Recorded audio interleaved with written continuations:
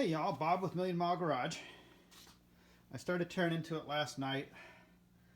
Not real whipped up about it.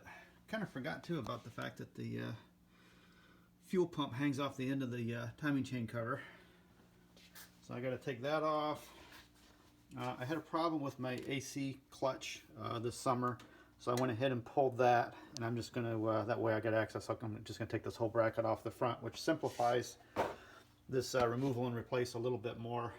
I've done it both ways, so no big deal though. I'll take that off. So getting in there, just showing you really how crappy the balancer looks. Definitely seen better days. So we're going to get that off and replace it. I got, they actually did come in time. Today is Friday. I don't think I'm going to have this ready for Saturday, but who knows? Maybe I got a plan B too.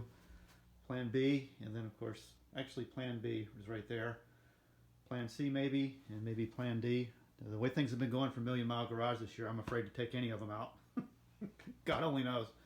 But anyway, seems like an awful lot of work to do, really, when you change a water pump on one of these. It's really not wise, I guess, not to go ahead and pull the timing chain cover and reseal that as well, because of what happened down here, obviously.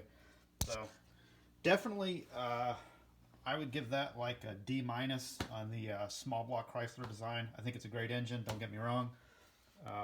You know, shaft mounted rockers. There's a lot of stuff about this engine to like. But just coming over here and just looking at the classic small block Chevy, the one that kind of really set the standard, you see how that water pump is mounted. It's got 4 bolts, 2 on each side. And yeah, it's got a bunch of accessories hanging off of it like everything else does. But that greatly simplifies a water pump job on one of these. So much easier to do. And, you know, you don't have all that extra gasket scraping and all that extra potential for leak. You know, coming out on the pass-throughs, you know, where you basically run the coolant through the timing chain cover as well. I'm sure Chrysler and Ford had their reasons for doing that. Probably one of it, probably not having that sheet metal timing chain cover probably helps quench the noise a little bit. I would think having that thicker cast aluminum like that is probably just extra, kind of like sound deadening, I would think. But anyway, that's the way they did it, and that's what I got to work with. So I'm going to go ahead and get the rest of this torn apart today. I really doubt I'm going to get this back together this afternoon. Not feeling that motivated. Back is still killing me from working on the kid's Mustang, which then he took out and spun a rod bearing on it. So that's nice. So anyway, just touching base. I'm probably going to make it to the Ardmore show Saturday, which is tomorrow. But it's probably going to be in that car. But we'll see.